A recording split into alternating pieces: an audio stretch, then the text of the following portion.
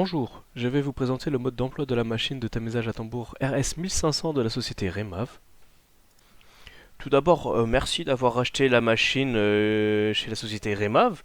Nous espérons qu'elle vous satisfera comme elle satisfait beaucoup de nos clients et je vous souhaite une bonne vidéo. Nous allons commencer par regarder la stabilisation de la machine. Il y a donc deux éléments à prendre en compte pour une utilisation optimale de notre RS 1500.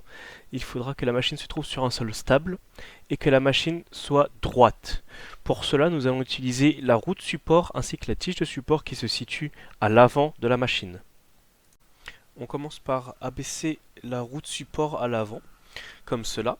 Une fois que la roue atteint le sol, on va ensuite passer sur le niveau de la tige de support que l'on va aussi faire dérouler vers le bas. Comme cela, on peut y aller très rapidement comme ça. Et une fois qu'elle est au sol et qu'elle est fixée, qu'on est fixe, on va repasser au niveau de la roue de support pour elle ensuite la relever, comme on le voit sur la vidéo. Par la suite, on va déployer les convoyeurs qui se trouvent sur les côtés gauche et arrière de la machine. On pensera à enlever la sécurité avant de déployer le convoyeur de tamisage 1. On va ensuite dévisser la bande métallique pour la retirer afin de pouvoir la fixer sur le convoyeur. On fera bien attention de quel côté on doit insérer la bande vers le bas pour pas que le métal aille taper contre la machine. Une fois qu'on l'aura inséré, on revisse de la même manière qu'on avait dévissé par rapport au convoyeur, tout en faisant attention que la bande métallique ne touche pas la gomme sur le côté. Par la suite, on ira de l'autre côté de la machine pour faire la même opération pour poser sur le côté opposé du convoyeur de tamisage 1. Exactement le même procédé, on fera juste attention de ne pas l'enfoncer de trop car il faut laisser de la marge sur la gomme pour ne pas l'abîmer. Nous arriverons donc sur le convoyeur de tamisage 2 qui se situe à l'arrière de la machine. Même procédé que pour le premier convoyeur, on pense à retirer la sécurité avant de déployer le convoyeur. Ensuite, nous arrivons sur le moteur diesel. Donc, pour le faire démarrer, il faudra faire deux à-coups légers au niveau de la manette pour ensuite pouvoir mettre un coup fort pour faire démarrer le moteur. Voilà.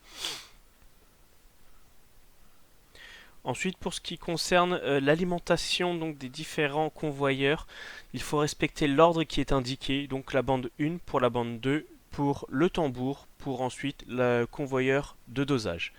C'est très important pour ne pas risquer des défauts électriques. Par la suite, nous pourrons donc vérifier que chaque élément ont entamé leur travail de rotation.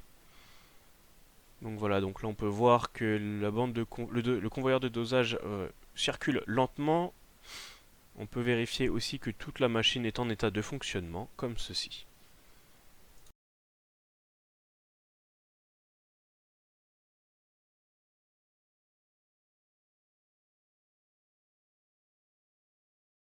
Donc là, nous arrivons au niveau des balais du tambour. Ils permettent donc de nettoyer la maille au fur et à mesure que l'on tamise. Et l'on peut remarquer à cette extrémité un endroit qu'il faudra lubrifier de manière régulière, tout comme à cet endroit. Celui-ci.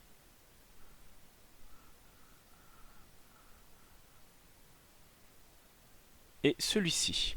Donc ce sont les 4 points qu'il faudra régulièrement regraisser, lubrifier, afin de pouvoir permettre les rotations. Vous pouvez adopter la vitesse de rotation du tambour ainsi que du convoyeur de dosage. Il est ainsi que plus vous irez vite, moins bon sera la qualité du tamisage. 1 étant considéré comme lent et 11 très rapide. Pour arrêter le fonctionnement de la machine, il faudra commencer par le convoyeur de dosage, puis le tambour, le convoyeur 2, puis le convoyeur 1. Afin d'éviter de créer un défaut électrique, merci de respecter cet ordre.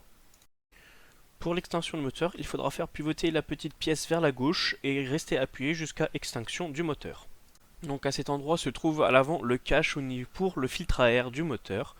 Il faudra impérativement nettoyer ce filtre à air tous les jours après la journée de travail, c'est important. Donc vous commencez par dévisser le cache pour ensuite dévisser le filtre à air. Une fois que ce sera fait, vous pourrez enlever le filtre à air de sa fixation pour pouvoir le secouer ou le tapoter contre votre main afin de retirer un maximum de poussière ou de sable ou toute autre particule qui pourrait gêner la filtration de l'air pour le moteur. Pour le refixer, c'est la même opération dans l'autre sens, on revise tout et on vérifie que tout est bien fixé.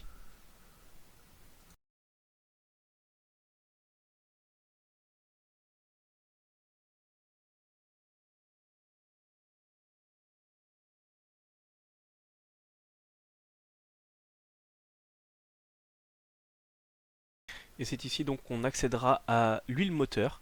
Donc il y a une petite vis qu'il faudra dévisser et qui vous permettra de tirer une tige vers vous. Pour le reste, vous pourrez faire la manœuvre depuis le livret qui vous a été fourni.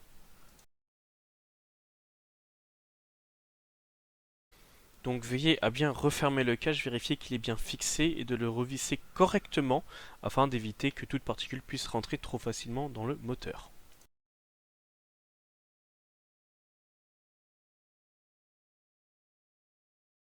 Si jamais vous souhaitez, donc vous pouvez connecter la machine avec une prise secteur comme on peut le voir ici à l'arrière du générateur.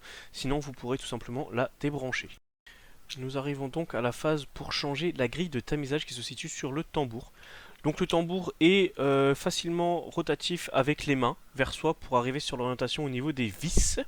Donc il faudra commencer par dévisser les vis au niveau du bas afin de pouvoir tirer la grille complète vers soi. Et donc pour faire installer une grille, il faudra faire exactement le procédé inverse et faire tourner le tambour pour pouvoir revisser par la suite la grille de tamisage. On pensera ensuite à refermer la porte et de bien la visser. Et surtout, ne pas ouvrir la porte lorsque la machine est en travail. C'est interdit. Je vous remercie d'avoir visionné cette vidéo. Pour toute question, je reste à votre disposition au 0049 6204 3056468 ou par mail du lundi au vendredi de 8h à 17h.